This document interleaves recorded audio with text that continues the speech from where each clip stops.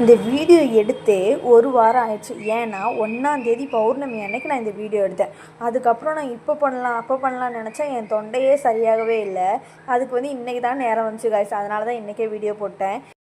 பொள்ளாச்சியில் இருக்கிற மாசாணியம்மன் கோயிலுக்கு தான் போனேன். நான் வந்து அந்த கோயிலுக்கு போய் எனக்கு என்னெல்லாம் நடந்துச்சுன்னு சொல்லிட்டு உங்கள் கூட ஷேர் பண்ண போகிறேன். நான் அங்கேருந்து நான் ஹஸ்பண்ட் பாப்பா 3 பேர் தான் கோயிலுக்கே போனோம். வண்டியிலே போயிட்டோம். போகிற வழியிலே கம்மங்கூழ் இருந்துச்சு, வாங்கி கொடுத்தாங்க. அதுக்கு பக்கத்துலேயே பலாப்பழம் விற்றுட்டு இருந்தாங்க. எனக்கு வந்து பலாப்பழம் ரொம்ப பிடிக்கும். ஆனால் வந்து நான் ஃபீடிங் பண்ணுறனாலே எனக்கு வாங்கி தர மாட்டுறாங்க. அது சாப்பிடக்கூடாதுன்னு சொல்கிறாங்க. அது எதனாலன்னு சொல்லிட்டு உங்களுக்கு தெரிஞ்சுன்னா கமெண்ட் பாக்ஸில் சொல்லுங்கள்.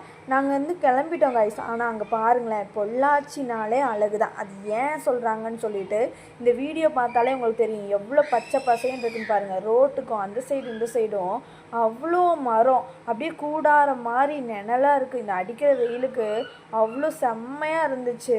நாங்களும் அப்படியே ரசிச்சுட்டே வந்து போயிட்டு இருந்தோம். ஆனால் அது என்னால் சொல்லவே என்னால் முடியல. அந்தளவுக்கு அழகாக இருந்துச்சு. பொள்ளாச்சினாலே அழகுன்னு இதுக்கும் ஒரு எடுத்துக்காட்டு தான்.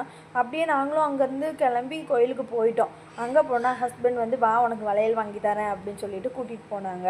அங்கே போனால் அழகழகாக கலர் கலராக இருந்துச்சு. அதில் ஒன்று செலக்ட் பண்ணி ஹஸ்பண்ட் நானே உனக்கு போட்டு விட்றேன் அப்படின்னு சொல்லிட்டு அவங்க ஆசையோடு போட்டு விட்டாங்க.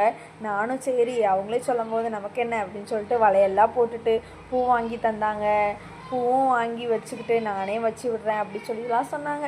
சரி வச்சு விடுங்க அப்படின்னு சொல்லிட்டு எனக்கே ஒரு மாதிரி ஷையாக இருந்துச்சு.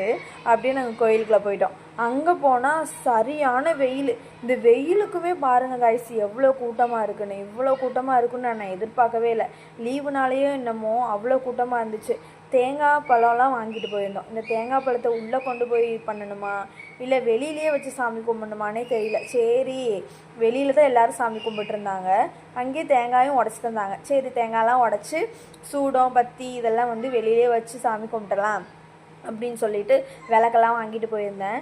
நானும் எல்லாம் வச்சு சாமியெல்லாம் கும்பிட்டா வெயில் அவ்வளோ வெயில். என்னால் காலே வைக்க முடியல. கால் அவ்வளோ சூடு.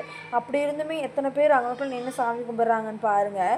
சாமியை கும்பிட்டு நாங்களும் உள்ளே போயிட்டோம். உள்ளே போய் சாமியை பார்க்கணுமே அப்படின்னு சொல்லிட்டு எந்த வழியில் போகிறதுனே தெரியல. அப்புறம் 25 ரூபா டிக்கெட்லையாவது உள்ளே போகலாம் அப்படின்னு பார்த்தா அதுக்கு மேலே கூட்டமாக இருந்துச்சு.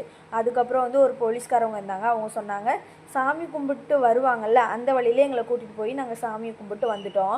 நீங்களும் அதே மாதிரி பண்ணிக்கோங்க. அங்கே போய் சாமியெல்லாம் கும்பிட்டு வெளியில் வந்தால் அங்கேயே பார்த்தீங்கன்னா தெரியும், பக்கத்துலேயே வந்து கோயிலுக்குள்ளேயே வந்து ஃபீட் பண்ணுறதுக்குன்னே தனி ஒரு ரூமே இருக்குது. அங்கே போய் ஃபீட் பண்ணிக்கலாம். அங்கேருந்து நான் பாப்பாவுக்கு ஃபீட் பண்ணிவிட்டு நான் அப்படியே வந்து சாப்பிட்லாம் அப்படின்னு சொல்லிட்டு போயாச்சு. அங்கே போனால் லைனுக்கு மேலே லைனாக இருக்குது சாப்பிட்ற இடத்துல அன்னதானத்துக்கு.